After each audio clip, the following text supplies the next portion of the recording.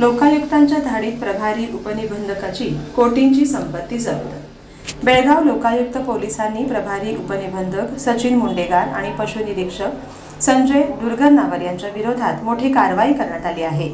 बेहिशेबी मालमत्तेच्या तक्रारींच्या पार्श्वभूमीवर त्यांच्या घरासह कार्यालयावर धाड टाकण्यात आली।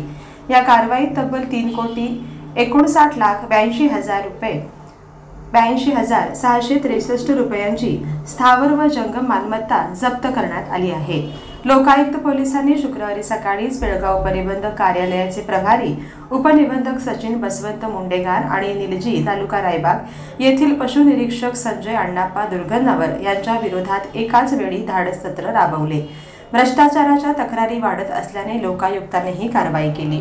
सचिन मुंडेगार यांच्या विरोधातील कारवाईत लोकायुक्त पोलिसांनी 5 ठिकाणी छापे टाकले।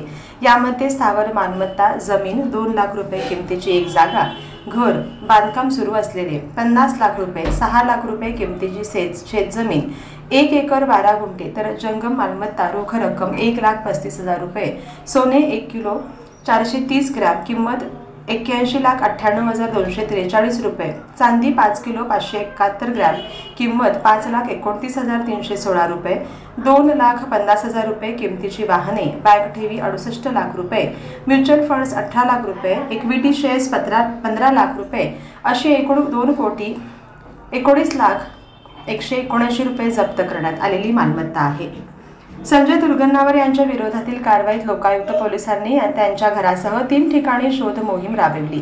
या छाप्यामध्ये स्थावर मालमत्ता 4 प्लॉट्स 4,77,000 रुपये, घर 42 लाख रुपये किमतीचे, 4 लाख रुपये किमतीची शेतजमीन, जंगम मालमत्ता रोख रक्कम 2,190 रुपये, सोने व चांदीचे दागिने 99,92,324 रुपये, 4,50,000 रुपये किमतीची वाहने, इतर जंगम मालमत्ता 8,86,000 रुपये अशी 1,40,82,514 रुपये इतकी मालमत्ता जप्त करण्यात आली आहे। लोकायुक्तांच्या धाडीमुळे बेळगाव परिसरात खळबळ उडाली आहे। प्रभारी उपनिबंधक आणि पशुनिरीक्षक यांच्या भ्रष्टाचाराचे जाळे किती मोठे आहे हे या छाप्यामधून उघड झाले आहे। सदर प्रकरणी बेळगाव लोकायुक्त पोलीस ठाण्यात गुन्हा दाखल करण्यात आला असून अधिक तपास सुरू आहे।